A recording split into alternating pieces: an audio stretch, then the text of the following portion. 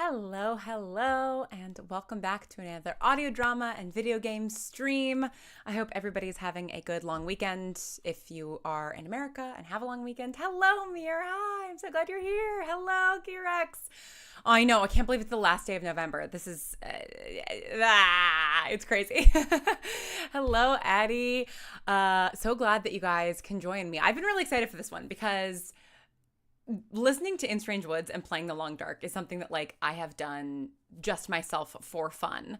So if you are new to me or to this channel or to In Strange Woods, it is a musical podcast that my company, Atypical Artists, produced back in 2020 with Broadway stars like Patrick Page and TV stars like Donald Champlin. And it's despite the fact that I edited all the dialogue, I produced all of it, it's a show I'm deeply, deeply familiar with, even though I wasn't involved in the creative. I can't take any credit for the brilliance of this show. I still enjoy listening to it just as a listener, which I think should tell you just how good it is. So yes, I am very excited to do this. And I think something we talked about, okay, hold on. The YouTube stream seems to be working fine. But as always, let me know if you can't hear anything. When testing the episode prior to actually starting the stream, it was not immediately coming through. So the first few seconds of the episode might get cut off. But if after 5 seconds after I hit play, you don't hear something, let me know, because you should be able to hear something. But something that we talked about in this stream is doing a misery run for The Long Dark, which I haven't done maybe ever, because I want to say that misery was I feel like was this part of, I can't remember if this is on the DLC or not, but I definitely, I've played Interloper before, which is really hard. But what am I doing? I can actually just go and look at my things, I think. Oh, no. Can I? How do you look at your stats? I don't know. I thought I could see my stats, but perhaps not. No, I guess not. Okay. Because I want to see if I'd ever done a misery run before, but I don't think I have. So this is going to be really interesting because, as you can see, let's see, what is misery? For those of you who don't know The Long Dark, it does have a narrative game called Wintermute. That is excellent, though I have not finished it, because actually I don't think it's even finished yet. But I really love playing the survival mode, which is just you survive in the Canadian wilderness. And so this is for expert players looking for a unique and devastating survival challenge beyond Interloper. You start with the most minimal resources in an already harsh and hostile world on the brink. At timed intervals, you gradually succumb to permanent, unavoidable afflictions unique to misery. So I think that there's no way to survive forever in misery. I think eventually, inevitably, you do just die. But like I said, I've never actually played misery before. So, but given that In Strange Woods, yeah, exactly. So basically In Strange Woods. In Strange Woods, as you will discover in the first episode, is about survival in the woods, in the snow in a lot of respects. And it's also a musical. So yeah, I'm just going to go ahead and hit play on the episode, and then I'm just going to dive into misery, and I probably won't speak too much in the first couple of minutes just as I get accustomed to it. We'll see how things go. And if I die immediately, I'll just jump into one of the previous saves while we listen to the show. Because that's the most important thing is listening to the show. I'm glad that I read those misery things out loud, because I just realized that I put the chat over that. Sorry. For the game itself, there's not really there's never any text on screen or anything that you need to read, or not usually. Okay, I'm going to start this episode. Again, if you don't hear it after 5-6 seconds, let me know, because yeah, OBS was giving me some guff earlier. But let's see how this goes. There are no official statistics on how many people vanish each year on federal lands. But some theorists believe that nearly 1,600 people currently remain unaccounted for to this day. 1,600 lives lost forever to the wild. According to the National Forest Service, the #1 cause of backcountry death is falling. Beyond that is heat stroke, hypothermia, animal attacks, drowning, and the list goes on. But the truth is, there's really only one thing that kills anyone who dares to venture into the untamed wilderness. And that's our innate tendency to make emotional decisions in critical situations. The people of Whitetail, Minnesota know this all too well. The town of about 900 residents is almost entirely surrounded by the massive Whitetail National Forest. Over 2.9 million acres of untouched land. The chaos of nature constantly brushing up against the tidiness of their everyday lives. And one night, in the spring of 2015, someone they love got a little too close to the edge. I didn't know if he was dead or alive, but I just wanted to get out there and look. Peregrine Wells was a sophomore at Whitetail High School. She'd grown up in Whitetail, but she'll be the first to admit that she was never very outdoorsy. She was more of a movie buff, like her mother, Kathy. She liked hanging out with her friends. She dreamed of going to college in St. Paul, maybe studying photography. But that spring, Peregrine's path was altered forever, and she began a journey she never imagined she'd have to make. A journey that started with a disappearance in the forest and ended 2 years later with yet another. My name is Brett Ryback. This is In Strange Woods.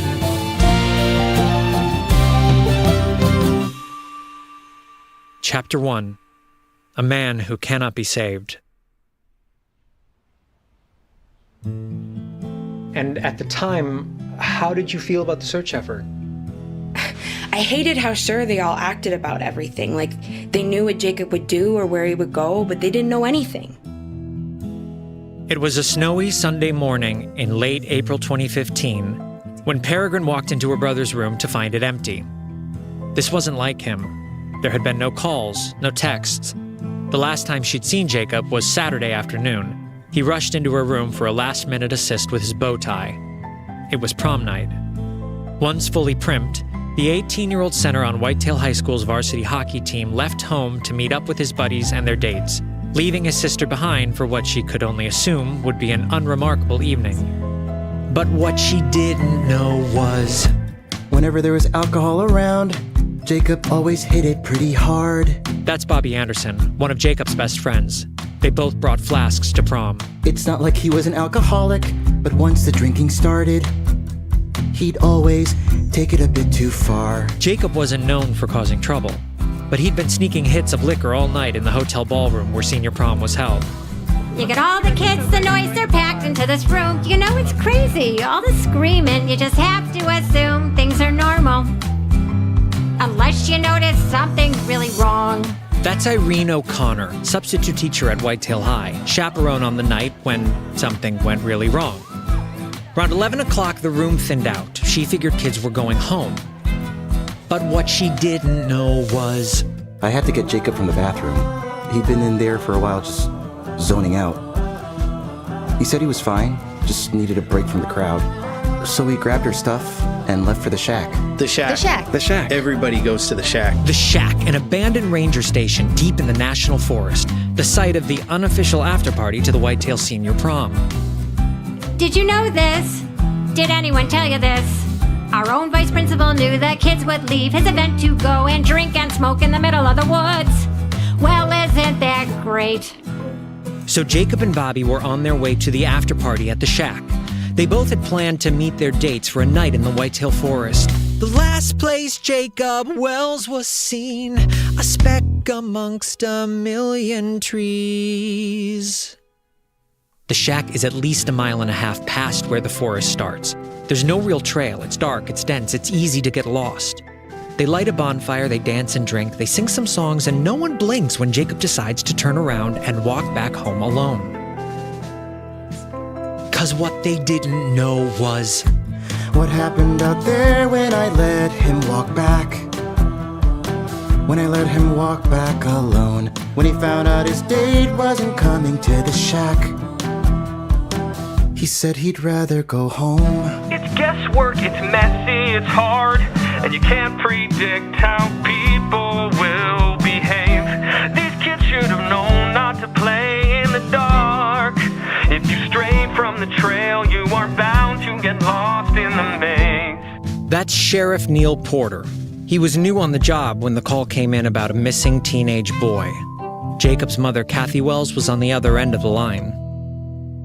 I told the police what I knew, and I prayed it wasn't too late. You want to do more, but what can you do except wait and wait and wait? A mother's hope laid at their hands. The sheriff's team prepared their plans. At the time, all anyone knew was that Jacob never made it home after he left the shack. Ordinarily, the sheriff's department would have sent search parties out into the woods immediately, but it had been snowing non-stop since 3 a.m. the night of the prom. Here's Sheriff Porter again. We couldn't send out parties until the storm cleared. Too dangerous.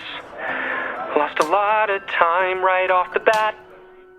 Finally, 48 hours after Jacob was last seen, 4 search teams made up of county officials and Whitetail residents were assigned to scan an initial 3-mile radius.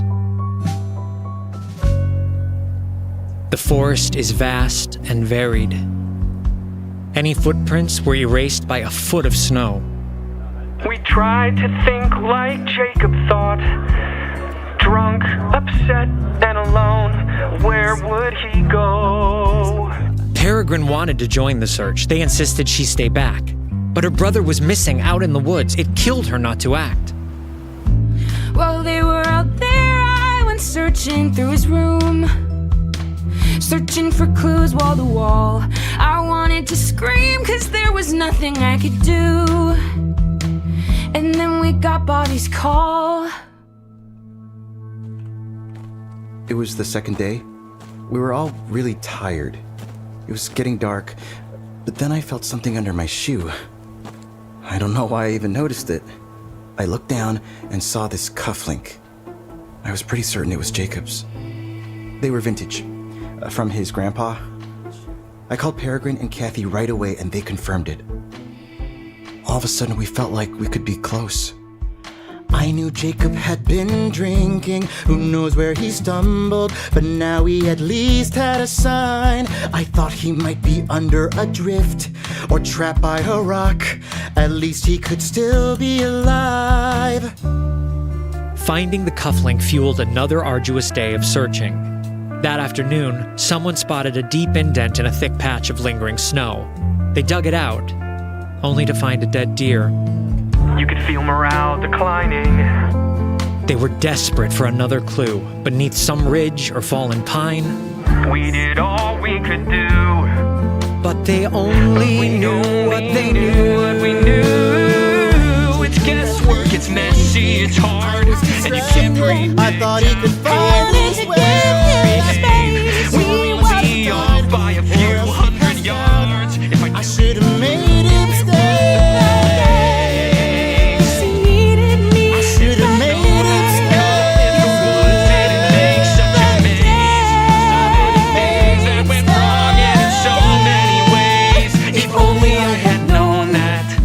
Over those 4 frost-bitten days, the search teams had grown smaller and smaller. Then suddenly, on the morning of Friday, May 1st, a 911 call from an unexpected caller.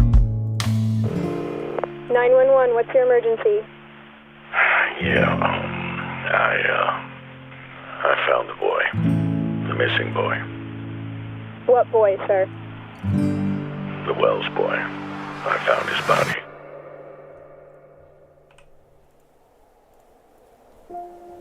Jacob Wells was found by a local man named Peter Howland, or Howell, as he would come to be known.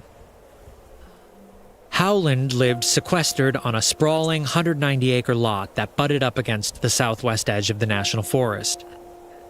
He discovered Jacob's body on his property while making a routine perimeter hike. It was less than a mile away from where the search parties had been looking. The return of warm temperatures had melted the snow, revealing Jacob's final struggle. It seems that in his lost, inebriated state, Jacob wandered in circles, likely for many hours. At some point, he attempted to climb a large boulder, presumably to get a better view of his surroundings, and he fell. His ankle was broken, and his head was concussed from when it hit the ground. He then huddled in the brush for shelter and warmth, while the spring snowstorm brought temperatures below freezing. The official cause of death was hypothermia. Oh, wait, no, never mind. Oops. Vigils were They planned. found Jacob's body. That was Jacob's sister Peregrine didn't want to attend any of them. perfectly timed. Her mother Kathy didn't make her. Oops. Ah, oh my gosh, what just happened? I remember thinking, I don't know how we're going to get through this. Oh my god, what did I just do? Because I could sense Peregrine retreating, and that really worried me. I just lost my son. I didn't want to lose my daughter, too. What do you remember most about Jacob? That he was a good brother. Yeah. Yeah, and how not funny he was. How not funny he was? Yeah, no one could ever get him to No laugh. on Spotify. I always tried. I don't know. Probably a lot. He was a serious type person. All the time, talked like an adult. And when he started dating, he'd ask me my opinions. I'd say, try not to be so dull. Was always hockey in his pickup. Had his license. That was pretty cool. He'd drive his friends to games and drive us both to school. He was good to talk to on the road. Freshman year was really sort of tough for me.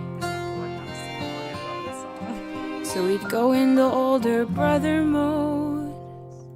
When something happens, come and find me. Come and find me. I'll help get you through.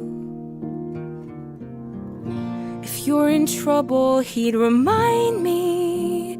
Come and find me. I'll know what to do.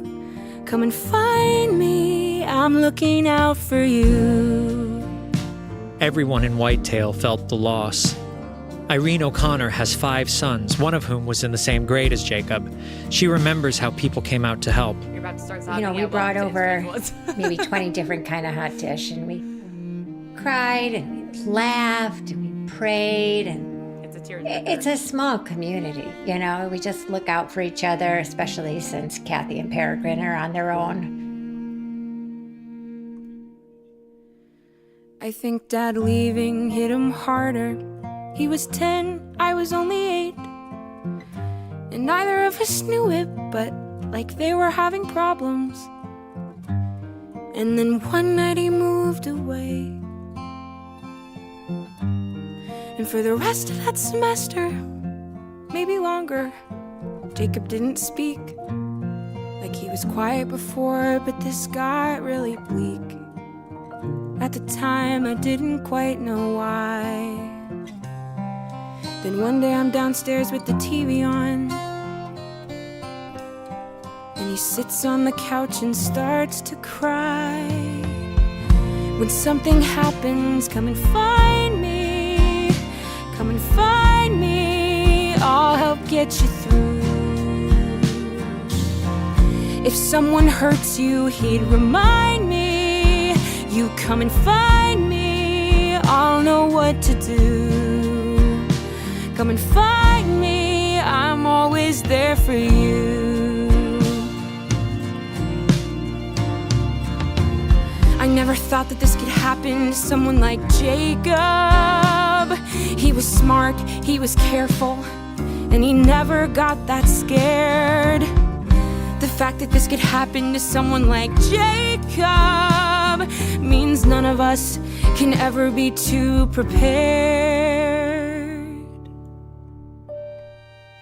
Hearing her talk about it, you can tell Peregrine's sense of the way life was supposed to go had been completely shattered. And it's understandable. Anytime a young person dies, it feels like some unwritten rule has been broken. And you can imagine how this played out for everyone in Whitetail. Questions began to swirl about what might have been done differently.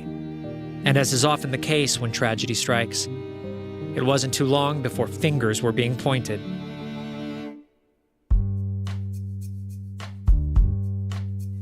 Porter acts like he's some big deal because he patrolled Kansas City for 10 years, like I'm impressed. He doesn't understand this community like the real folks who live and work here. Donald Van Kalkar is a local business owner and the cousin of Kathy Wells by marriage. Peregrine calls him Uncle Donald. His company, Van Kalkar Snow and Motorsports, is one of the most successful businesses in town. He donated snowmobiles for the search effort. I gave them a very good deal. Everyone knows Donald. And everyone knows how he was outspokenly critical of the way Sheriff Porter handled the search. There were a lot of opinions being thrown around, as I can recall. But look, we tried to do the best we could with the information we had. But when you've got kids out drinking and driving, nobody's paying attention. I mean, where's the parenting? If it wasn't the sheriff's department or parenting problems, then technology was to blame, distracting the kids, leaving them vulnerable. As a substitute teacher and mother of 5, Irene O'Connor sees this firsthand. It's just the hardest part of the job, trying to get them to put those phones down. How they're supposed to learn about anything, I don't know. They're just obsessed. Irene was washing dishes while we talked. It was generally difficult to get her to sit still for interviews. And then there was her husband, Declan. Hey, Seamus is the worst. Tell him about that. Oh, yeah, sure. So Seamus, he's our second boy. He got into a car accident because of the texting. Yeah, our insurance went through the roof. Declan wouldn't agree to a formal interview, but instead opted to shout commentary from the other room. Thankfully, I was at least able to get him to turn down the football game. Look, they got their eyes to the ground all the time. There's just no sense of what's going on around them. It's a disaster waiting to happen. You get down to the bottom of things, and you start to wonder if this could have been prevented. I know, this show makes me cry every time. And as far as the students at Whitetail High were concerned, nobody was asking their opinions. We depend on all these adults to, protect us, but, they're not protecting us. They overprotect us. Yeah, they're overprotecting us. They treat us like babies until one day it's too late. That's Peregrine's cousin, John Francis, and her best friend, Lexi. So then it's up to us, I guess, which is sad, but, that's how it is. I'll probably always think about it. What if, what could I have done? Mom keeps saying nothing, that these accidents just happen. But that's not enough. If Jacob knew about surviving or else camping, even hunting deer. If Dad had done his job, maybe Jacob would be here.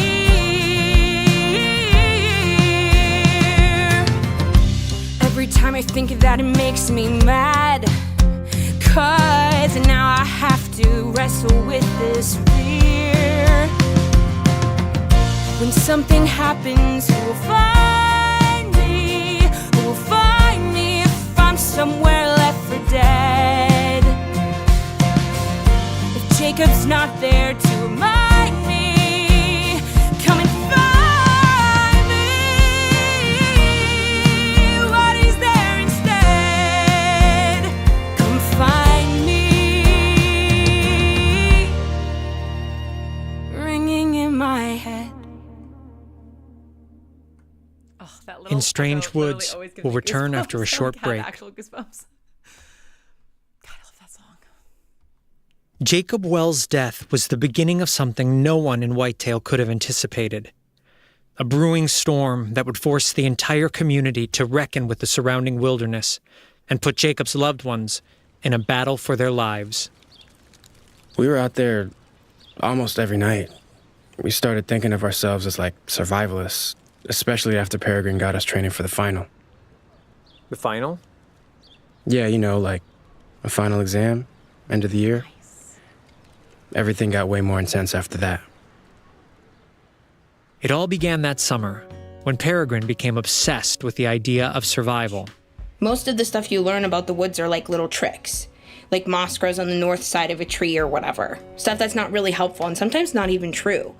I remember seeing this one article about... Peregrine has intense brown eyes that seem to always demand something from whomever she's talking to. Her self-assured maturity is contrasted by her round face and youthful curiosity. I read every book at my school library.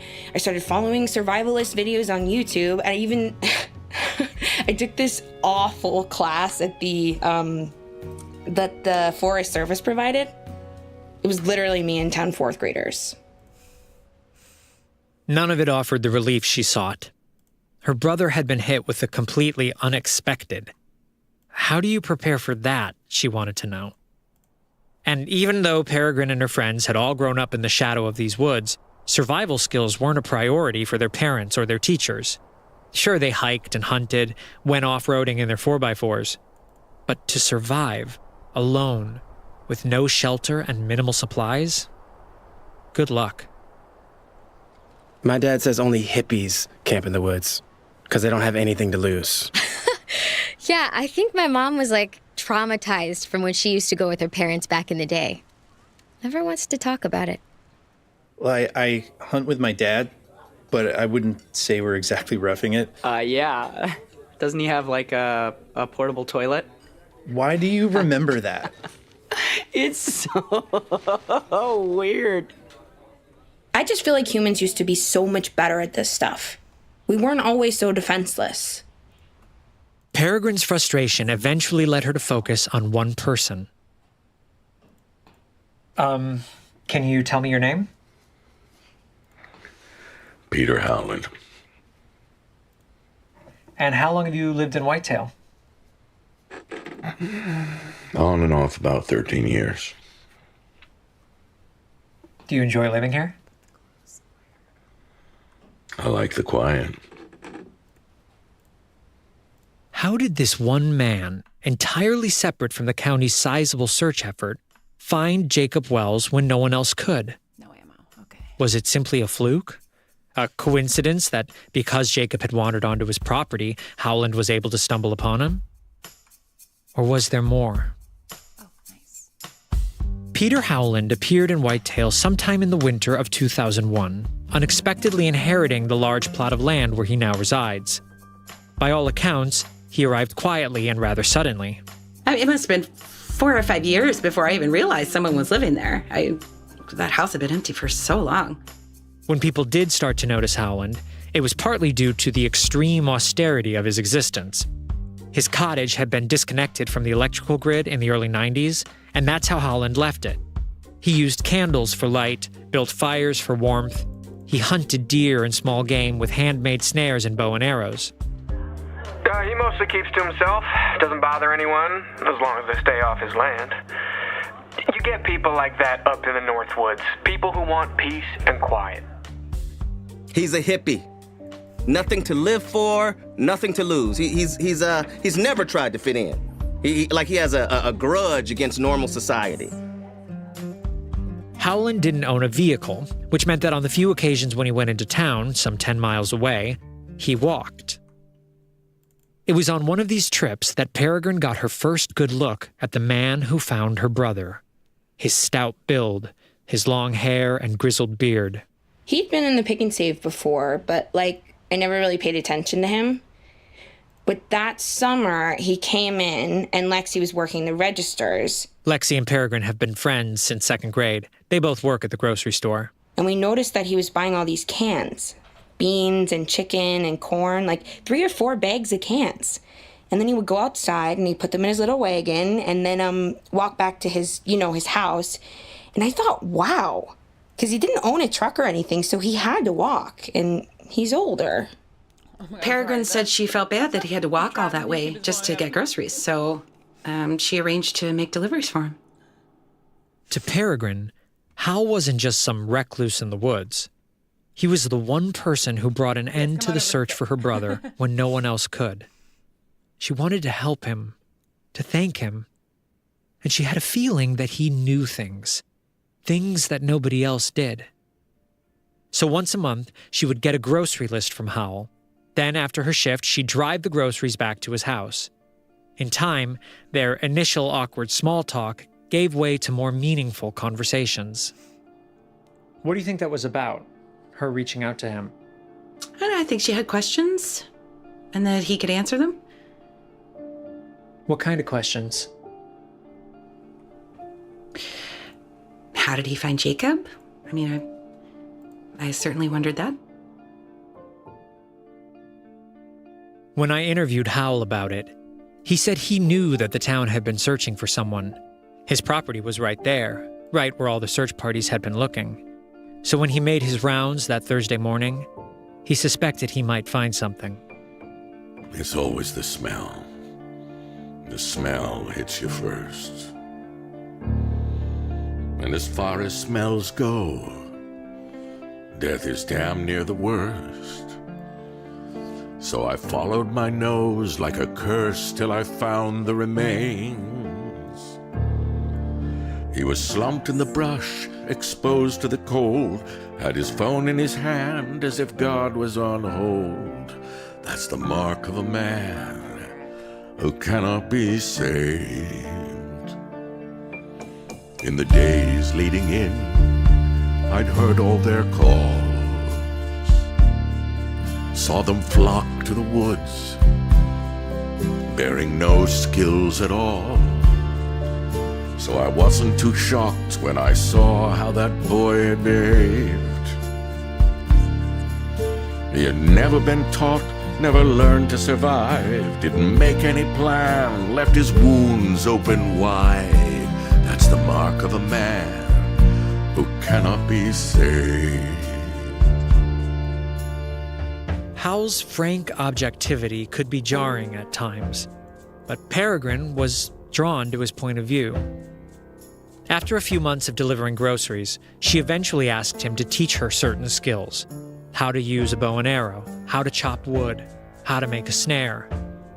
Her once-a-month visits became twice a month. She was learning and enjoying it. Did it ever concern you that she was spending so much time with this man? No. No, as long as she's doing her schoolwork and she has her job, her free time is hers. You weren't concerned about her safety? Her safety? I just mean because she's in high school and he's an older guy and... Oh, no. I had met him. And I knew he was teaching her to be more self-sufficient. I mean, that's what she told me. Right. And we have nice people up here in Minnesota. Good people. Do you know if Howland is from Minnesota? Peregrine would kill at this game. She'd be so good. No, I don't. There's the hunger, the thirst, the choking on wind. You lose grip of hope. That's when panic sets in. You forget who you are, where you've been, the mistakes that you've made. If you think it's the end, if you think you're alone, then it is and you are, and there's no going home. That's the mark of a man who cannot be saved.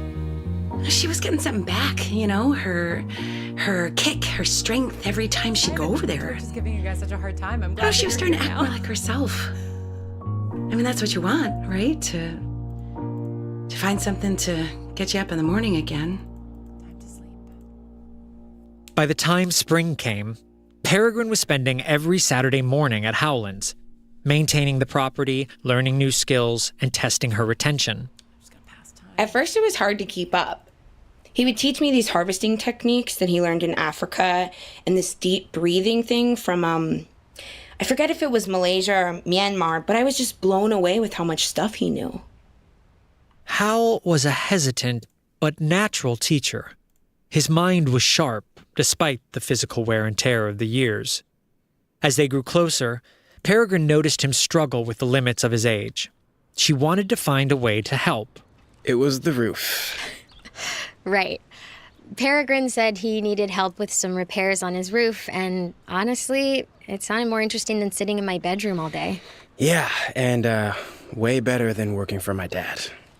Still very dark. So that summer, Peregrine enlisted 4 of her classmates, including her cousin John Francis and her best friend Lexi, to help work on Howell's cottage. It was a little weird at first, I guess, but he definitely needed the help. I think he was impressed that we actually cared about doing a good job. Yeah, and Peregrine, it obviously meant a lot to her that we were there. They'd spend the mornings doing repairs, then in the afternoons, they'd join Peregrine for her training sessions. It was just for fun at first, but then we really got into it, and turns out we were actually pretty good. Oh, I love Lexi. By the end of that summer, Peregrine and Hal had transformed these kids into a small army of survivalists. I love this show so And much. that's when things took a turn. See, even as Hal was teaching the teens skills they wouldn't learn anywhere else, one question seemed to linger in Peregrine's mind. The fear she'd had ever since Jacob died. When something happens, who will find me? Who will find me from somewhere left for dead? If Jacob's not there to remind me, come and find me. What is there instead? To answer it, Peregrine was prepared to test the limits of her newfound self-sufficiency to an extreme that defied logic. She was about to make an emotional decision in a critical situation. How did you first come up with the idea for the final? I wanted to know what it's like to be lost. Peregrine's so intense. I love her. Really lost. To see if we could survive what Jacob went through. Because then it wasn't for nothing. It can't have been for nothing. Peregrine's plan for the final was this. In the coming spring, some 6 months away, Hal would lead the teens deep into the woods, well beyond where Jacob had wandered. There, he would leave them one by one, with no sense of where they are and minimal supplies for survival. Their mission? That should be better. Make it home alive. Howell thought it was crazy and said we'd never go through with it. If Howell But thinks an idea you have is crazy, He was excited to help us try. I want to rethink it. If you're 8 or 18, or a bleak 65, there's one job in life. You have to survive. So why, honestly, why isn't anyone trained? These kids ask for help, these kids understand. They saw how this town left their lives up to chance. They're saving themselves because no one else can. You want to believe that the fight will be fair, that someone will come or that someone will care. That's the mark of a man who cannot be saved. That's the mark of a man. So good. And like, you haven't heard nothing yet. Be saved. So, no maps, no phones, no GPS. You're out there all alone. What if something goes wrong? That's the whole point. We prepare for something to go wrong. And what do all your parents think about this? My mom is really happy I'm learning all this new stuff. She said that? Yeah, and the final's not till May, so I'm not really worried about it. There's a lot of time to prep. More than enough. Yes, listen to the rest tonight. It's a great idea. Peregrine couldn't have known it then, but the truth was, there wasn't going to be more than enough time, and nothing would prepare her for all the things that were going to go wrong. Despite her best intentions, Peregrine's steadfast pursuit would take on a life of its own, leading her to betray, alienate, and injure the people she cared about most.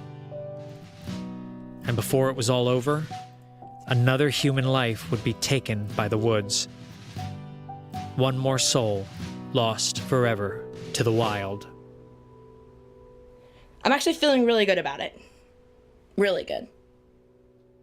But what she didn't know was... Next time. That's so good. Yeah, I think we have some folks in the chat who are hearing this for the first time. Which, like, I'm so excited. In Strange for you. Woods is a Oh, production of it's me. Atypical Artists. I forgot to hit the credits. The series was created and written by Jeff Lupino Esposito, Brett Ryback, and Matt Zav. The series was directed by Jeff Lupino Esposito, music produced by Matt Zav and Evan Cunningham, and sound designed by Brandon Grugel and Steven Jensen.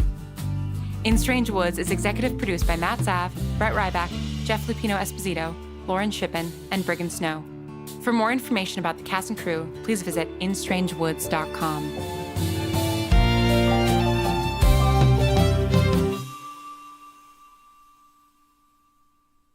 Ah, so good.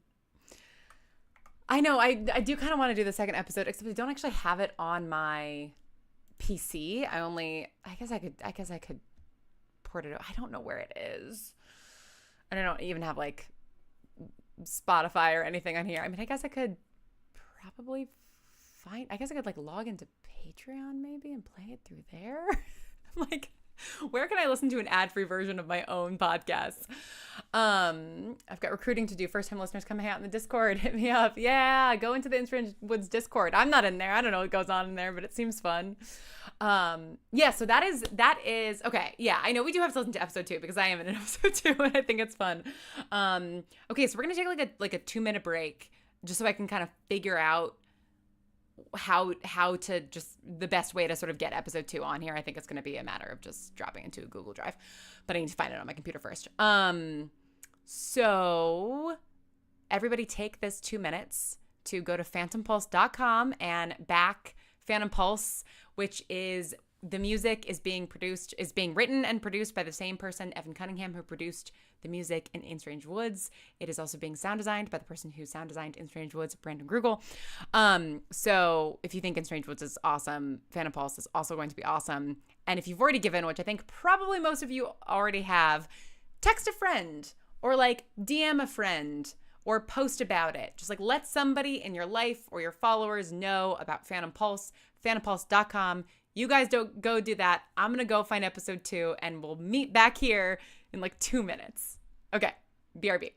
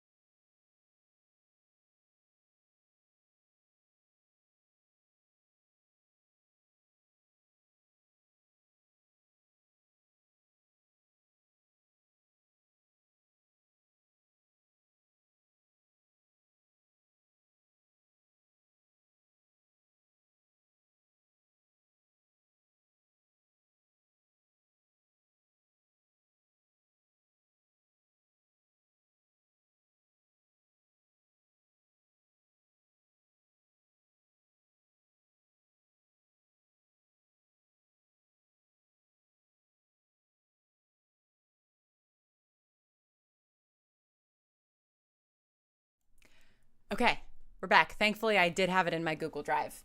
At least the like press preview episode that we sent to folks, which should be the final thing. But yes, definitely go listen to the rest of it on your podcast app. Support, the creators. If you want to like tip the creators specifically, listening to the soundtrack on streaming sites is a great way to do that. And then also at atypicalartist.co/support, we have a tip jar that allows you to tip specific shows. And those royalties do go to the creators of those shows. So go do that. But get to Phantom Pulse first because that's a little bit more urgent. We've got 4 days left. And actually, before we start episode 2, because I know some of you are getting tea, which respect, let's see where we're at. Nice. We have 428 backers. We are at, I think, about 72% raised. 72% raised. 4 days to go. So we're getting there. The last couple of days, there's usually a rush of folks giving, but still, we still need a lot of support. We need a little bit less than $14,000, which is a lot. But like I said, I think this show is going to sound amazing. Somebody in the chat, Attack with Kindness, said In Strange Woods is one of the best sounding shows of all time. I agree with that wholeheartedly. Like, I've made a lot of podcasts. I've worked on a lot of podcasts. I've listened to a lot of podcasts. And I know I'm biased because I produced it. But, like, I feel like I can say this because I had nothing to do with any of the creative outside of, I guess, acting in it and editing the dialogue. But I do think In Strange Woods is the best sounding audio drama, like one of the best sounding audio dramas out there. I think it's extraordinary. We made it all during COVID lockdown. Everybody recorded completely separately, which just really speaks to Jeff's directing, I think, and obviously the talents of the performers. So yeah, just really, really remarkable show. And yeah, I love it a lot. So we are gonna listen to episode 2, especially because it's got my favorite song, Dead Reckoning, which is also the title of the episode, and it rips. So we're going to go ahead and get started on that right now. Once again, if there is a little bit of a if you don't hear the audio after like the first couple of seconds, let me know. Because yeah, I've been having a little bit of trouble with OBS today. So here we go. I'm going to start this now. I wanted to know what it's like to be lost. Really lost. Okay, you should be able to hear it now. To see if we could survive what Jacob went through. Oh wait, why is it overtaken everything? It wasn't for nothing. There we go. Okay. It can't have been for nothing. The Whitetail Forest in northern Minnesota is a tangle of rock formations, freshwater lakes, and millions upon millions of trees. Okay. One wrong step will send you deep into a thick expanse of greenery that looks terrifyingly the same in every direction. In navigation, Dead Reckoning is the process of tracking your position relative to landmarks you pass along the way. In other words, it's knowing where you are by knowing where you've been. Lose track of where you've been, and you'll end up somewhere completely unexpected. No, listen, Brett. The stories I could tell you, the stories everybody's got about this guy. What does Howland want with our kids? He thinks he got away with Jacob, but I know better. It's like the Pied I should have known months ago. I felt like a damn fool when I got the call. That's not happening again. When I talked to Donald Van Kalkar on December 16th, he was pissed. A few days earlier, he had discovered what some folks already knew, that his son, John Francis, had been spending afternoons and weekends training for a survival challenge in the middle of the Whitetail National Forest with his cousin, Peregrine Wells, 3 other classmates, and a man they called Howl. Donald found out about it the way every parent fears, with a phone call from the hospital. That call sent him off on a search not so different from the one I had been on. Who was Peter Howland, really? And what was his interest in these teens? What exactly did the other adults of Whitetail think was going on? And what would they do when they found out the truth?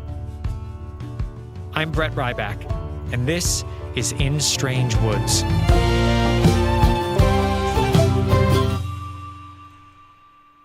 Chapter 2. Dead Reckoning. A week before Donald got that phone call from the hospital, and a few days before he called me to see what I really knew, his son John Francis was stretching his legs against a fallen tree in a clearing a few hundred feet from Howell's cottage. It's a chilly December day in Minnesota, but training for Peregrine's survival test, the final, is right on track. Strength, agility, endurance. All the things they'll need when they get themselves purposefully lost in the Whitetail Forest. Pass the stick. Show them how it's done. Feel the roots, feel the rush in your body when you burst up. Feel the power in your core. Stay loose, feel the wind flowing through you when you break down. Take every weakness down to the floor.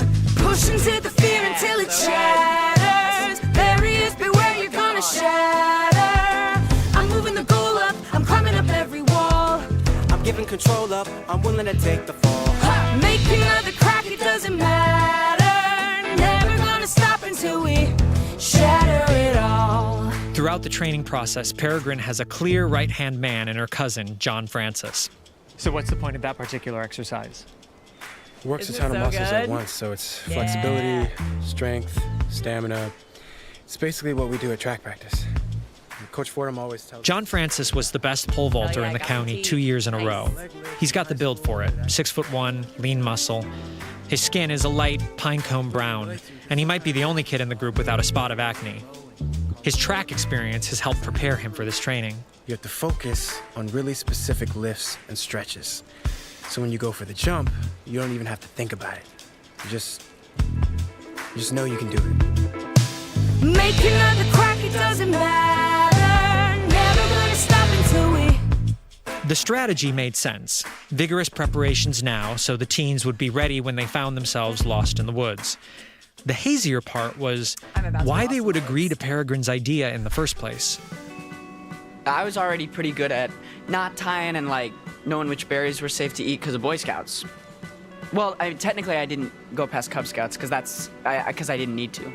So I'm pretty set. Shane O'Connor has bright red hair that stands at attention with a boy band slickness. It's the only part of his appearance he seems to put any effort into. It is on theme. His Cub Scout pedigree earned him the nickname Woodsley. Or at least that's how he remembers it. It's because I already. Oh my it's God. because I already knew the most foresty stuff. The most foresty stuff? It's true. Come on, man. Come on. Oh yeah, it's true. What? Oh my God. What? He was insisting that he was the expert on some tree or something, right? Yeah. And he was like, I know what kind of spruce this is because I was in Scouts and I'm really Woodsley. I said woodsy. Except you didn't. Shut up. Woodsley's parents and his 4 equally freckled brothers are longtime family friends of Peregrine and her mother, Kathy. Well, they're Shannon, Seamus, me, Sean, and Shanley. I'm actually a year younger than the rest of the survivalists because they're all in Seamus's grade. Going into the woods to But nobody liked Seamus. That's amazing. You might remember Woodsley's mom, Irene O'Connor. Hardest part of the job, trying to get them to put those phones down. She was a chaperone at prom the night Peregrine's brother Jacob went missing. While Jacob was lost, the O'Connor men searched alongside the community team for 3 long days, while Irene spent hours on the phone with Kathy Wells. There it is. Way to dig in, Woodsley. Hell yeah. All right, Eric. Let's go. Dodge! Every branch, every rock. Nothing hurts if you can Sprint, burst out. press the pain and make it numb. Strike. Left, right. Left, right. Rise above it when you drop down into the beast that you become. Push into the fear until it shatters. Barriers beware, you're gonna shatter. I'm moving the goal up. I'm climbing up every wall. I'm giving control up. I'm willing to take the fall. Make another crack, it doesn't matter. Never gonna stop until we shatter it all. One more set, Eric. You're not done yet. Why? Let's do it. Okay. Eric was enlisted into the group by John Francis when Hal needed repairs done on his roof. I was in shop class with John Francis second semester, and he asked if I wanted to help with the roof. I guess he saw I was pretty good at handiwork. Honestly, I was just surprised he was talking to me. Not because he was Eric is slim, with sandy white skin and bright blue eyes. He's gay, and he's out. Something that would have been unthinkable for me when I used to vacation here with my family over a decade before Eric was even born. Even when Hal has us work on stuff that we don't understand yet, you just stick with it because it all adds up eventually. Things I didn't get at the beginning are starting to click now. Like what? Like the rule of 3s. Yeah, I love the rule of 3s. Like tell him, Eric. So it's all about how you prioritize in a crisis.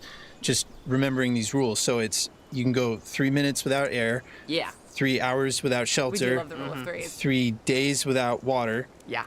3 weeks without food. Without food. And 3 months without hope. That last one's weird. I'm moving the goal up, I'm climbing up every wall. I'm giving control up, I'm willing to take the fall. The three boys, John Francis, Woodsley, and Eric, have all excelled throughout the process. But for Peregrine's oldest friend, Lexi, it's been a bit of a struggle. Sweat mats her curly bangs against her forehead as we talk. I mean, it's really good exercise, and Peregrine wants us to succeed, so I don't mind now that we're doing double sessions, because if it's going to make a difference for the... Come on, you got 2 more reps. We can pick this up later if you want to. Yeah, sure. Or if you just want to finish your thought.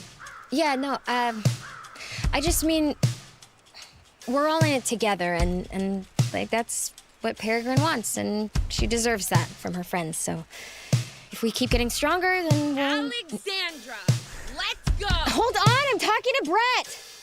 Sorry. No, it's fine. It's fine. You go. I'll be here. Push into the fear until it shatters. Barriers be where you're gonna shatter. I'm moving the goal up. Come on, Lex. I'm climbing. You got it, Lexi. I'm giving control. I'm Make another crack, it doesn't matter. Never gonna stop until we shatter it all. So good. Watching the survivalists train is impressive and strange. Seeing them throw themselves at the exercises full body, it's as though they're urging themselves to grow up as fast as they can, to take some power back. Oh, we'll definitely be ready, because, we're all getting stronger and faster together as a unit. Even Howell can see, he can tell we're different. Oh no, Allison, I'm so sorry you're still in As a YouTube grown cat person, purgatory. it's difficult for me to know how to feel about Listening to Peregrine's episode 2 plan. now. To have Howell lead them deep into the woods, separate them, and leave them there overnight. It got windy. They'll attempt to make their way home the next day without maps or GPS. It will be an enormously difficult undertaking. Dead reckoning will be one of the few tools they have to keep from simply going in circles. Oh boy. I wondered what their parents thought about it. Were they really going to let their children put their own lives at risk in the same woods that had already taken Jacob? You want tea or anything, hon? No, thank you. I'm good. Whew. I just got this eucalyptus tea from that... Kathy has a comforting way about her. It speaks to her years as a registered nurse at St. Joseph's Hospital in nearby Cass Lake. In Kathy Wells' living room, there's a framed 8x10 photo of Peregrine and Kathy laughing, standing on either side of Jacob at an ice rink. He's wearing his hockey gear and a proud smirk. He towers over them.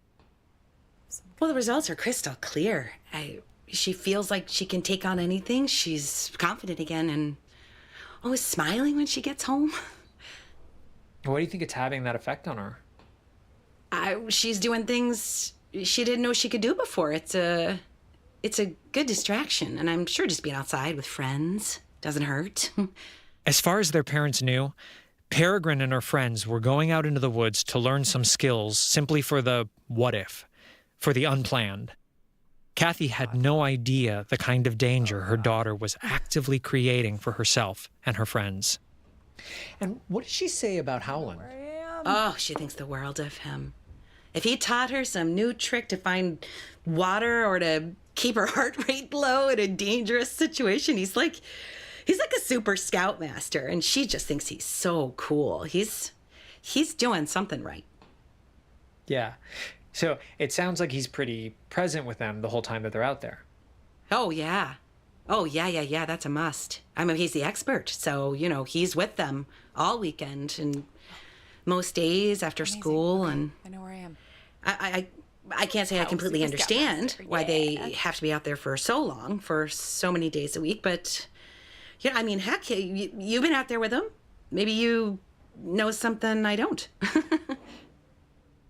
Listening back to this, it sounds like an invitation from Kathy for me to tell her what was really going on out in the forest. Don't be a snitch, about Brett. the final. In the moment, I froze. I hadn't expected to be the keeper of a secret in this story. I don't know if Kathy really was fishing, but in the end, I decided it wasn't my information to share. I keep trying to remember, though, and this is what Pastor Michael said, too. He said, I just need to remember to trust myself as a mother and trust Peregrine as my daughter. because there is a sacred bond there. She knows right from wrong, and she follows the rules. I guess you could say that we're built the same way, since I gave her the tools. Diversity when this unreliable And narrator I is gay. know this girl, I know this girl. I was talking to your mom the other day. I was surprised that you hadn't told her about the final yet. Did you? No, I didn't say anything. Well, she knows we're training. To get lost in the woods on purpose? I don't think she really needs to know that. What about the other parents? Well, we agreed we wouldn't tell them. Not yet. Okay, so when are you gonna do it? Well, I don't... She just, like, gets scared for no reason. But when she sees I can take care of myself in the woods, then she'll know she doesn't have to worry. You don't think she's gonna be mad? Not mad, exactly. She should understand. Of all people, she should understand. How come? She lost Jacob too, didn't she? The truth is, Hal wasn't always around. Most of the training by this point was being led by Peregrine. The first day I went to observe them, about 2 weeks before I got that pissed-off call from Donald Van Kalkar, See, the thing is, there's shit they ain't telling you, Brett. Even you. I hadn't seen Hal all morning. Apparently, he'd been out on a solo hunt. When I finally saw him approaching in the distance, his broad silhouette looked otherworldly. He was dragging a dead deer on a sled behind him. As he got closer, the kids sprung into action, perfectly choreographed. Yeah. Eric, can you? Yeah, I've got it. I'll get another bucket. There's a clean one under the bench. Yeah, on it. The gutting of the animal was methodical and reverent. Hal stood at the door of his cottage and watched them work, a proud general observing his troops. Somewhere between the opening of the deer's chest cavity and the removing of its esophagus, I started feeling lightheaded. I didn't have the same training as these teens. I could sense Hal watching me in that moment, squatted, wobbling in my bulky headphones, field recorder shoved between the kids and the deer. Hal stepped inside to wash up. I stopped recording for a few minutes and let them work. Peregrine really pushes us. You're so right, She's Lexi, always been definitely pretty headstrong when she's into something, and like shows that that's skill off fine sometimes. or whatever. But I don't know. Knows how to skin a deer. You know when people tell you they're doing something for your own good, but it actually feels like it's just for them? I don't know. Maybe I'm just really tired. When Lexi talks about what they've been through, I feel like I arrived in Whitetail too late. I wish I could have seen Hal interact with the kids in the beginning, before they had become so independent. Difficult to know how they got there without a sense of the landmarks along the way. No chance for dead reckoning. I mean, so what's the plan exactly? You lure some teenage girl into his hut and then convince her to bring all her friends into this death trap in the woods? I could see where Donald Van Kalkar was coming from.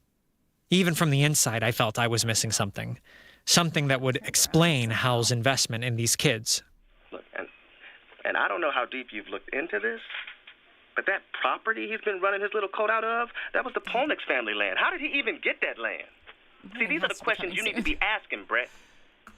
How is it not light The yet? reality was that without speaking to Hal, none of the parents would know who he so really close to the was. cabin, I just don't know where it is. All they'd see was this strange man who had found Jacob Wells's body, allegedly by chance. The man who now had their kids coming to his house in the woods, week after week, preparing for a survival challenge administered at his hand. So that evening, I decided to go back to the source. I'm like near a cliff's edge, I think. Hi. Thank you. Yep. Nice and warm in here. You don't travel lightly, do you? No. The main living area in Hal's cottage is tidy, spare, and practical. A fireplace, a table, a few handmade chairs. I brought this for you as a thank you. I'm not much of a whiskey guy, but I thought this looked good. Where does this lead? It was unclear whether Howell is himself a whiskey guy, but what was clear was his distaste for my obvious attempt at buttering him up. When I first interviewed him a few weeks earlier, he was guarded, but polite. At the time, I was primarily focused on his experience finding Jacob, and how he, Peregrine, and the other teens started training together. But now I wanted to know more about him, his past. Something to help me understand his intentions, where he was born, who his parents were. All things that, it was clear, What does it matter to you? Howell does not want to discuss. Well, I knew when that boy showed up dead on my land, there was going to be some people come around. And they did. Asked me their questions. Wasn't anything to tell them other than what I told you. Mercifully, they stopped coming around. You will too, I imagine. He scrutinizes me from behind a pair of black, wire-framed glasses. His face is creviced and disapproving, hearing an made ad? even more severe by the fact he wears his long gray hair pulled back tight in a ponytail. Life is disappointment. It affects you because you have the opposite expectation. The one topic I can get him to talk about is his philosophy on survival. Out on Twitch? You expect everything should work out in your best interest. You're a good person, you deserve it. But nature doesn't care about your expectations. There is no good or bad, no pleading with nature. You have to be prepared. For what?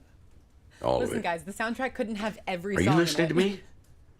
If the worst thing were to happen only to you, afford are so you ready much. for it? What is the worst thing? You'll know it when it happens. Give me an example. All right. Let's say your car out there hits a patch of black ice and you careen off the road into the trunk of a 60-foot spruce. Your nose is broken from the impact of the airbag and your brain is swelling from a minor concussion. What would you do? This question catches me completely off guard. I don't know. Guess. Too slanted. I don't know. I'd call for help, I guess. Listen, I didn't decide what went in the soundtrack. Everybody goes Take to it up their with phone. Brett, Jeff, and Matt. Your phone isn't going to save you. No service out here. I begin to wonder exactly what Howell knows about me, and if this is a calculated inquiry. I'd get out and try to push the car. You have a brain injury. The exertion causes you to vomit, so now you've just lost fluids and temperatures are starting to drop. I guess I have to wait till somebody finds me. If someone finds you. Okay, I'm not far at all. Sorry, this is... I don't know if you knew, but my parents died in a car accident, similar to that, when I was 13. Did he know?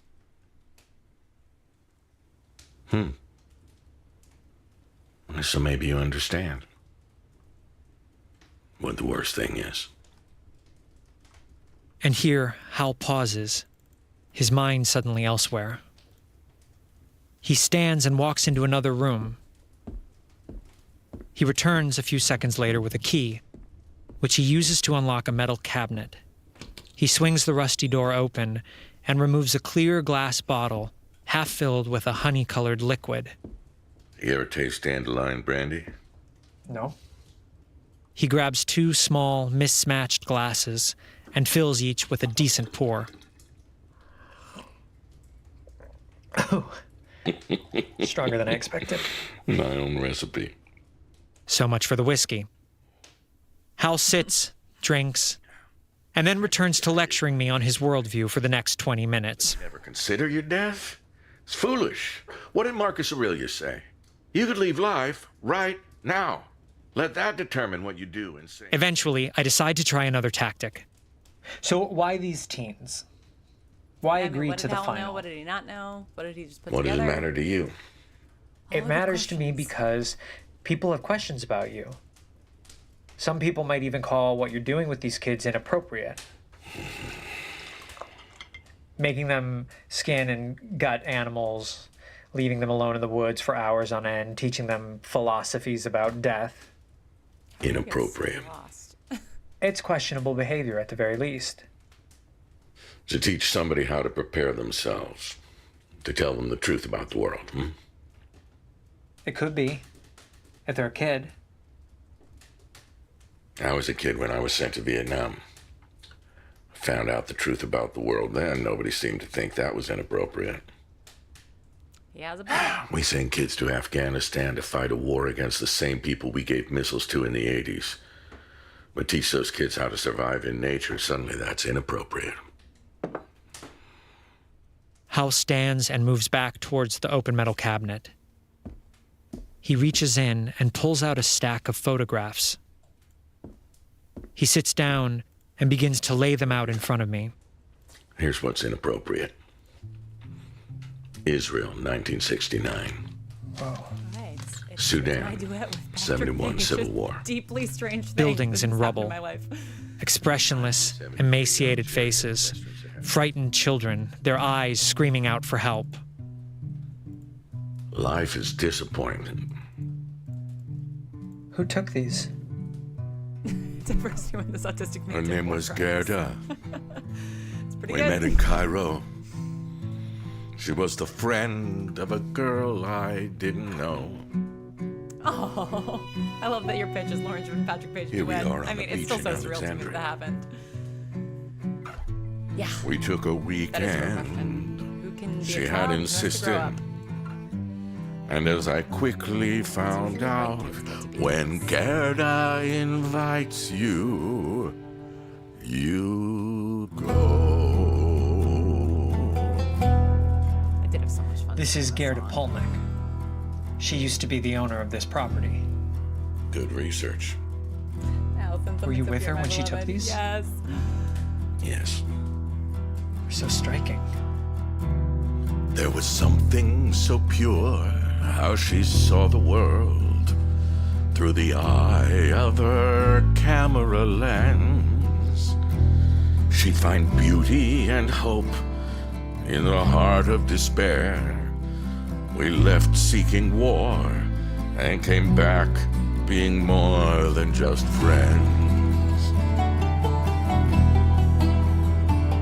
There was something so pure, how she looked at me, like her goodness might be my reprieve.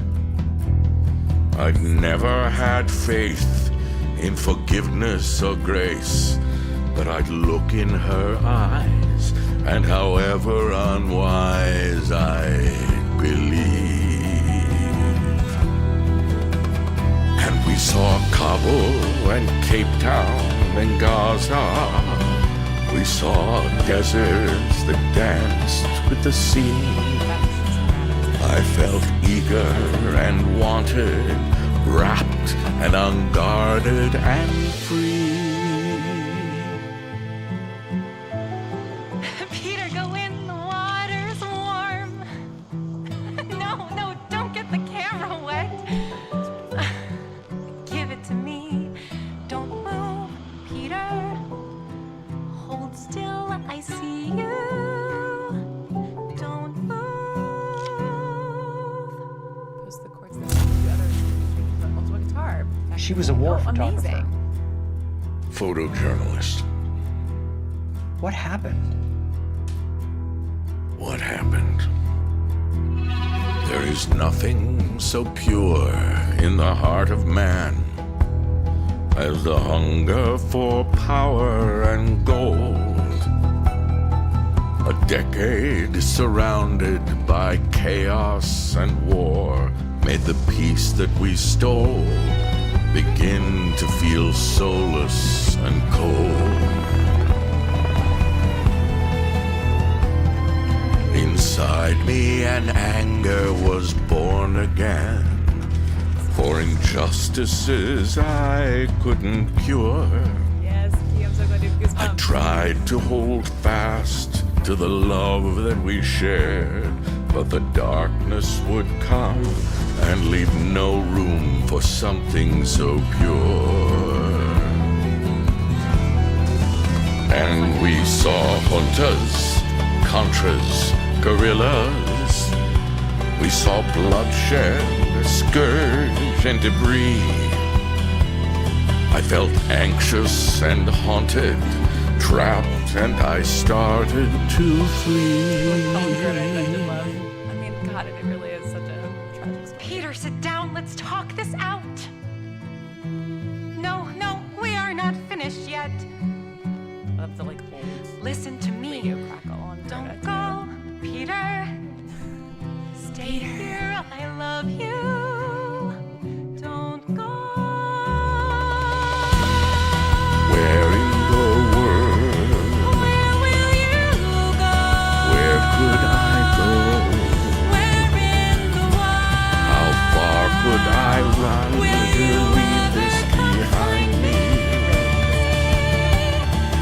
Or must I live with this pain for whatever remains of my days?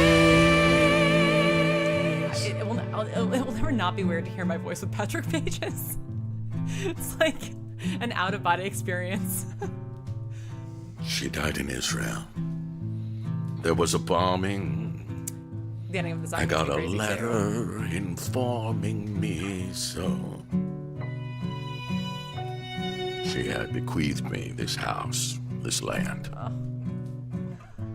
I didn't want it. Heartbreaking. I couldn't fathom. But then I knew in my gut when Gerda invites you, you go. Oh, just such a good last line. Like I sat for a literally have moment, chills right now. overwhelmed by the glimpse I'd been given into Peter Howland's soul. Suddenly, he wasn't some sociopath living on the edge of society, festering with evil intentions. Absolutely. He was a man who'd seen the worst of humanity parallels. and was Yes, trying please. desperately to save himself from it. He picked up the photographs figure. and walked back toward the other room. I started packing up my things. That's when I realized I had a voicemail from Irene O'Connor, Woodsley's mom. She sounded frantic. She had just learned about something called the final. That's after the break.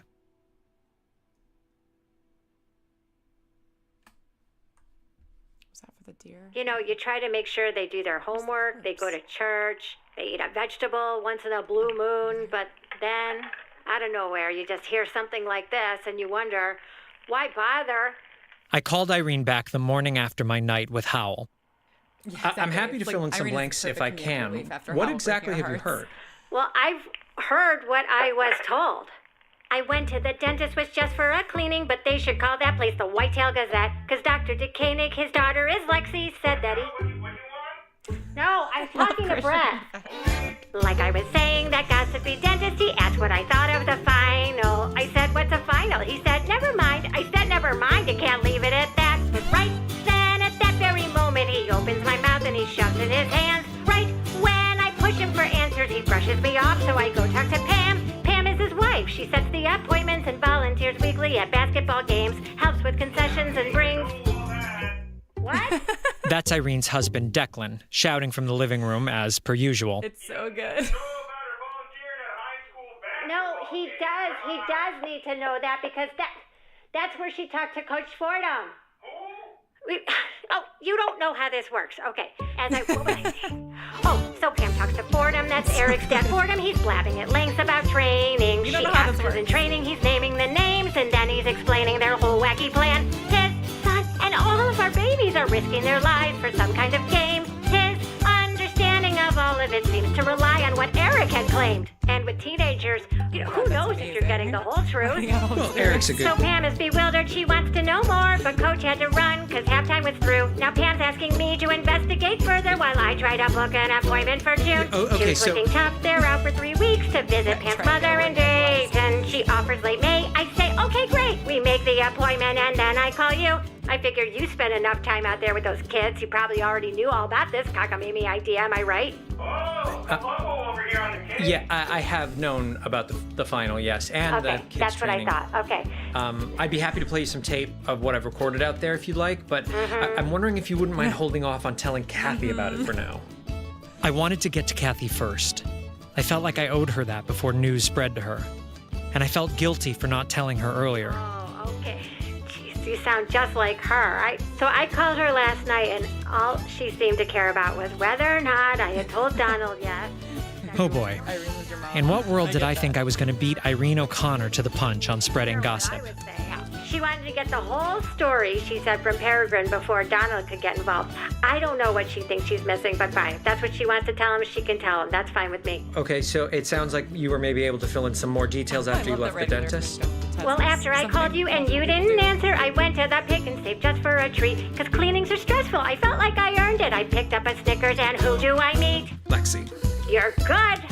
Right there, restocking bananas. I ask her one thing, and she's telling me 10. Right where my knowledge had ended, she's picking it up with a who, what, and when. Clearly she wanted to vent, with or without my consent. But then I knew more than I would have before if I had known when to the dentist. She's so good. Tail between my legs from my conversation with Irene, I went to see Kathy, knowing what she now knew.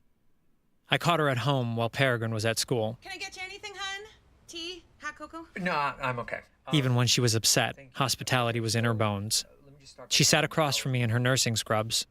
We do love a good Pat O'Rourke song. It's classic. Staple of the genre. I feel stupid. Yeah, I guess, I'm guessing you already knew about this whole final thing. I'm not mad. I'm not mad at you. You don't owe me anything. I don't expect you to... It's just, you know, it just doesn't feel good when you're the last one to know something, you know? Yeah. Yeah, it's difficult for me to process this. This just, you know, this just isn't who Peregrine is. She's an excellent student and was always a rational child. She might have rebelled here and there in the past, but nothing this wild. She's the sister, for God's sake, of someone who died when he went out and played in those woods. I mean, frankly, for me, I'm afraid of those woods. She knew it was wrong, how upset I would be. That's why she lied and she tried what she could just to keep it from me. She's broken my trust. How far will she go? She's not the girl I know. If you've been wandering lost, That's the song. Dead Reckoning can help reorient you. It's not. But if you didn't realize you were lost, if you thought the whole time you knew where you were headed, then Dead Reckoning may lead to an unwelcome surprise. I should have known months ago. I felt like a damn fool when I got the call. Kathy had wanted to be the first to talk to Donald. She hoped that as cousins, as parents, they might together be able to decide how to deal with their kid's reckless behavior. Lexi Friend of the But Year, fate for real. had other plans. I know Peregrine didn't mean for anybody to get hurt, but when all she cares about is herself and her final, then that's what's going to happen. We didn't know why she wanted to meet for a second session, but she seemed really worked up, so we just went. She was next level intense. Feel the roots when you burst up and feel the power in you. That's when she told us that her mom had found out about the final. And she was super pissed because her mom said she had to call off the final and wasn't allowed to go back out into the woods anymore. And she was just yelling out instructions one after the next. Every rock when you through the pain. And John Francis would never back down from a challenge. And she was just pushing him too hard and strike. Left, right, and drop. You could tell by the sound it was broken bone for sure, but Howell was asleep and no one knew what to do, so I called 911. And that's when everything fell apart.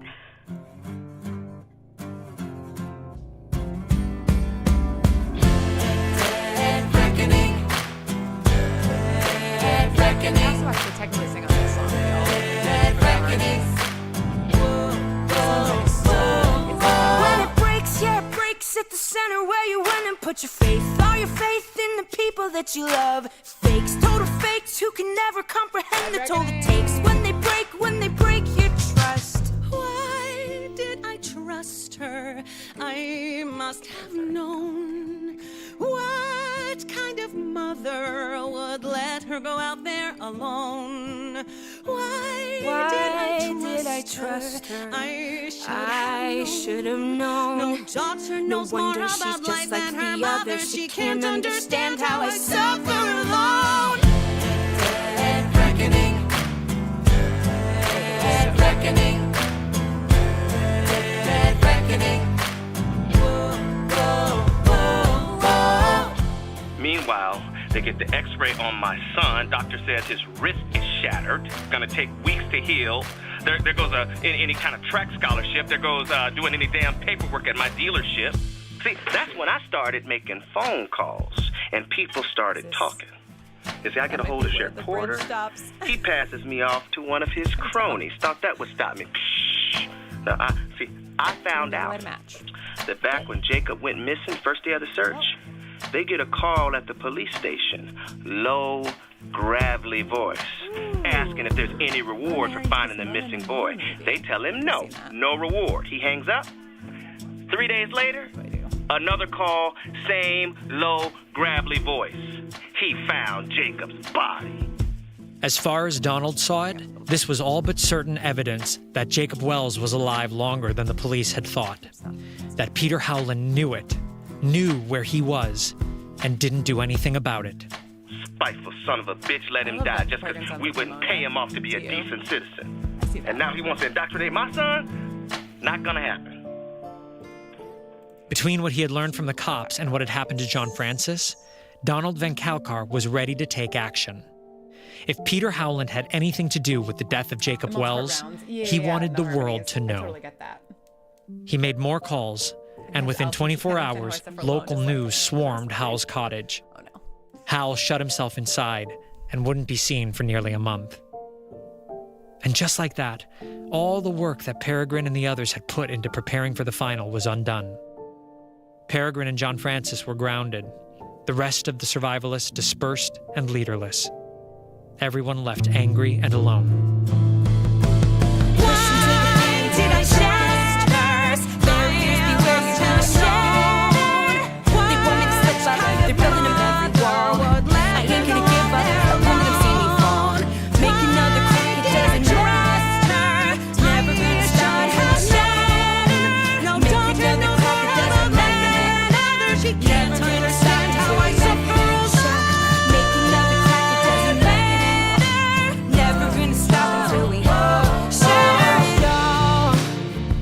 Amidst the chaos, Hal's philosophy seemed clearer than ever. Most people expect things to work out in their best interest. Do you think Hal knew about Jacob? Do you think he let him die? I don't know what to think, honestly. This wasn't how it was supposed to go. But nature doesn't care about your expectations. The only question is, when the worst thing happens, will you be prepared? So, does this mean the final is off for good? Not if it's up to me. Is it up to you? We'll see.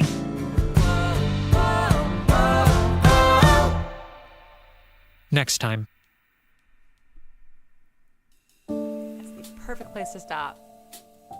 Oh, I love that episode so much. I think it's one of my favorite episodes. In Strange Woods is a production of Atypical Artists. We need to listen to my credits again. The series was created and written by Jeff Lupino Esposito, Brett Ryback, and Matt Zav. The series was directed by Jeff. That's episode 2 of In Strange Woods. Episodes 3, 4, and 5 are wherever you get your podcasts. Go listen to the rest of it right now. And also, the soundtrack is wherever you get music. I'm so glad that you're hooked, Q-Rex. I don't know if anybody else in the chat hasn't heard the show before, but yeah, I mean, for like a little bit of background, this show came to Atypical. I mean, it was really like the first like non-me original that we produced. Like it was sort of the first show that we basically like optioned and produced. And it's because Brett and Jeff and Matt, the trio as we called them, the composers and writers, we have like some mutual friends, and basically I ended up with the pilot proof of concept that they had made in my inbox. And I listened to the first episode and I was like, I will do anything to make this show happen. Like, I heard it and I was just like, all right, we're going to use the entire excess budget from the AM archives from the 6th season of The Bright Sessions to make this show. And that is what we did. And we made it, all in quarantine. I think the only actors that actually acted together, I mean, Brett probably acted with a lot of the folks, but almost everything was done in isolation with the exception of Irene and Declan, because we wanted to have Michaela and Christian playing off of each other.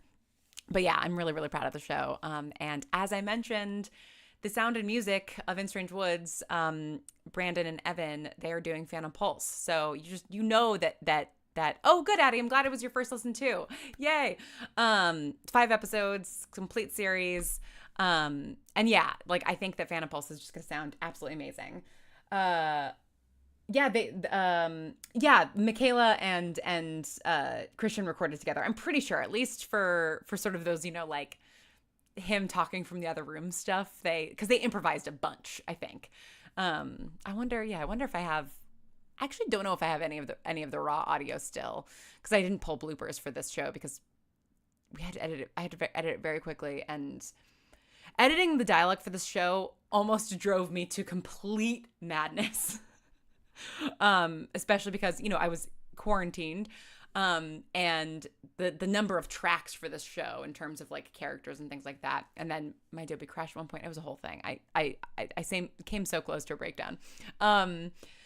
But they were so great together. So yeah, go phantompulse.com, go back to the Kickstarter if you haven't already, or text it to a friend, DM it to a friend, post it on your Instagram stories, post it on Tumblr, whatever. We only have 4 days left, and let's see how we're doing. Let's see if we've picked up any further supporters. We've not. We're still at 428. So yes, go tell a friend, a loved one, a family member, your high school bully. I don't know, anybody. And we're going to be streaming Monday, Tuesday, Wednesday, Thursday of this week. Tomorrow is, I believe, Greenhouse and Look Up. And then, so sort of like a rom-com double feature. I don't know what game I'll play for that. Maybe Untitled Goose Game. And then Tuesday, I'll probably do Long Dark again, because we're doing Breaker Whiskey and New Year's Day, and that's sort of survival stuff, and then snowy stuff. So it feels like Long Dark is probably a good match. And then Wednesday's going to be 2000 and Late. I'll probably do Limbo for that. And then Thursday, we're doing a very, very, very long stream, at least long for me. It's from 10 a.m. to 4 p.m. Pacific. That is going to be a really, really fun stream. In the schedule will be posted tomorrow on all of our social media, but as a little preview to you guys, in the morning, it's going to be Ella Watts, our incredible director, and Johnny Sims of the Magnus Archives, who also, if we were to reach one of our crazy stretch goals, would be one of the designers on the TTRPG of Phantom Pulse that we would make. I don't think we're going to make it to that stretch goal, but it'll still be great to talk to Johnny. And then we're going to have Nicholas Badani and Brigham Snow on, the actors playing Ren and Bremer. And then I'm going to play a little bit of Guitar Hero. And then I'm going to talk to Evan, the composer, songwriter. We're going to listen to the Phantom Pulse demo. And then, hopefully we will be very, very close to our goal by the time that we wrap on Thursday. So thank you so much for watching all of these streams, and for being patient with me as I kind of figure all this stuff out. It's been really fun. And I will see you at the next one tomorrow. And also, if you've not listened to Finding Phantom Pulse, the first 2 episodes are out now. It's a little like fiction podcast that I've made about the haunted tape that the Phantom Pulse exorcism is on. And a new episode of that should be coming out tomorrow. I haven't recorded it or edited it yet, but that's what I'm going to go do right now. So thank you so much for tuning in. And yeah, I'll see y'all tomorrow, and enjoy listening to the rest of In Strange Woods.